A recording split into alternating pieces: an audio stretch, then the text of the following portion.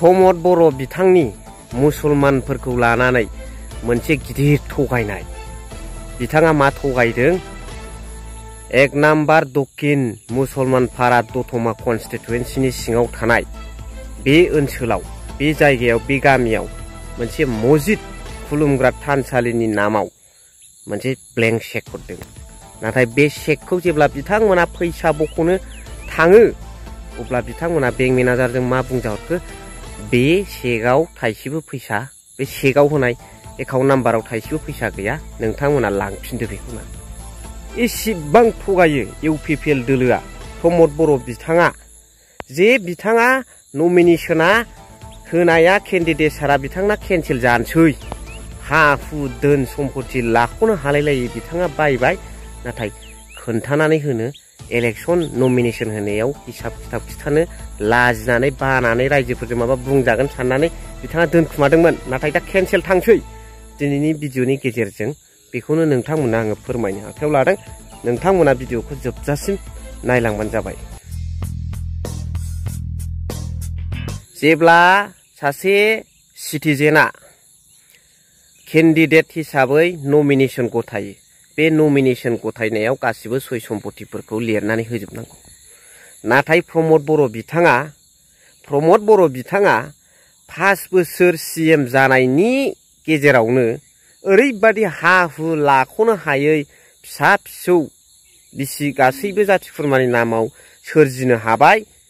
दा बिथाङा नमिनेसन होनाय समाव लाजिनानै बे हाफोरखौ एबसुआव थानाय समाव बहा मोनखो आरो CMनि बेथना बेसेबां आरो बे बेथनजों दा बिथाङा बोरै बोरै हा बायखो, बिल्डिं लुखो, बे खोथाखौ रायजोफोरनि सिगाङाव ओंखारजानो गिनानै बिथाङा नमिनेसन होनाय समाव हानि माखासे सम्पतिखौ, हाखौ गथायफायाखैमोन, दाखिल खालामाखैमोन। प्रमद बर' नमिनेसन दिया हमयत ओइ हय सम्पति निजर सम्पति बिलाखक माने साबमिट खरानाय। दा अब्ला मा जागोन? लिरनाय दङ गासिबो धोन सम्पति बायदिसिनाखौ गथायजोबनांगौ होननानै नमिनेसन होनायाव, नाथाय बिथाङा होआखै। अब्ला बिथांनि नमिनेसन पेपारा, बिथांनि केन्डिडेटसारआ केन्सेल जागोन। Automatically it will B cancel. जों बेखौ दा नेगासिनो दं माब्ला बिथांनि केन्डिडेटसारआ केन्सेल जायो नियम मथे। खिन्थु जुदि केन्सेल जाया अब्ला बुंनो हाबाय जोङो डेम'क्रेसिब्लाबो पावार गोनां सुबुंना जेबो केसबो जाया, केन्सेलबो जाया, जनसाधारन सुबुंफोरनि थाखायल' होननानै आयेना होननानै साननानै लाबाय जों। बिथांना केन्सेल जायाबा जाथारनांगौ आयेन मथे, आयेन हिसाबै आयेन मथे ओइ प्रमद बर' सारत जितु केन्डिडेट सार एटु केन्सेल হব লাগে। এটা আমার কনস্টিটিউশনে এই অধিকারটো রায় সকলের কারণে বা পাওয়ারটো ব্যবহার করার কারণে অফিসিয়াল সকলক দিয়া হয়েছে। এটা ইউজেস করিব লাগে। दा बेथ' बे केन्सेल थांसै, गैखाला। फारसेथिं इउपिपिएल दोलो ओरैबादि थगायो धर्म स्थानफोरखौबो बिथांमोना थगायनो गाराखै। थारमाने इसोरखौबो बिथांमोना थगायनो गाराखै। एक नाम्बार मुसलमान पारा, दक्षिण मुसलमान पारा आन्डार दा दतमा कन्स्टिटुएन्सि, बे गामियावहाय मस्जिदनि नामाव मोनसे फैसा ब्लेंक चेक 2 लाखनि सौफैदोंमोन। बिथांमोना जोबोर खुसि। ओइ एक नाम्बार मुसलमान पारा गावत थका मुसलमान बेलाके बहुत खुश, हेपी, खुशी হয়েছে।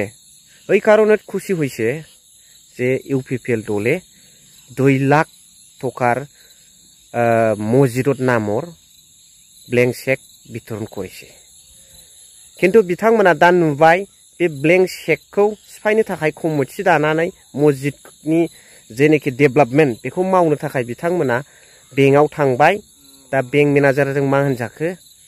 बेंकआव গৈছে ओइ टकाটো बायर करार कारणे, किन्तु बेंक मेनेजारे कि कइसे? नोंथांमोननि ब्लेंक चेकआव जा एकाउन्ट लिरदों बे एकाउन्टआव फैसा थाइसेबो गैया, नोंथांमोना बेखौ लांफिनदो। जिहेतु ओइ ब्लेंक चेकआव लिखा एकाउन्ट नाम्बार, ओइ एकाउन्ट नाम्बाराव एक टकाও পয়সা নাই। এটো কামত নচলিব। ঘুরাই লৈ যাও ওই চেকটো ইয়াত খামनो हबो बेंक मेनेजारे डाइरेक्ट कइसे दा अब्ला नायदो बिथांमोना रायजो राजाफोरजों मानो गेलेखो धर्म स्थानखौ लानानै मानो गेलेखो मानो थगायखो इसोरखौबो बिथांमोना थगायनो गाराखै बै मुसलमानफोरा गामियाव थानाय रायजो राजाफ्रा मुसलमानफ्रा मा सानखो प्रमद बर' नोंथाङा एथ' बिदि थगायो दा बेनि फुल डिटेल्सखौ आङो नेक्स्ट भिडिअआव होनो नाजागोन समनि आंखाल लोगोसे जोबोद बेस्थ बेनिखायनो नोंथांमोना बेनि सायाव मा कमेन्ट्स होयो बेखौ लिरनानै हरग्रोबानो जाबाय बेनि उनाव मुसलमानफोरा प्रमद बर' सारनि सायाव माबादि रागा जोंदों बेखौ नोंथांमोना नुनो मोनगोन नेक्स्ट भिडिअ आपनालोকে দেখিবলৈ পাব মুসলমান ভাই বন্ধু সকলে কিমান রাগ উঠিছে খং উঠিছে এটা নেক্সট ভিডিঅ দেখা পাব তাই এসেনोसै thank you very much for watching love you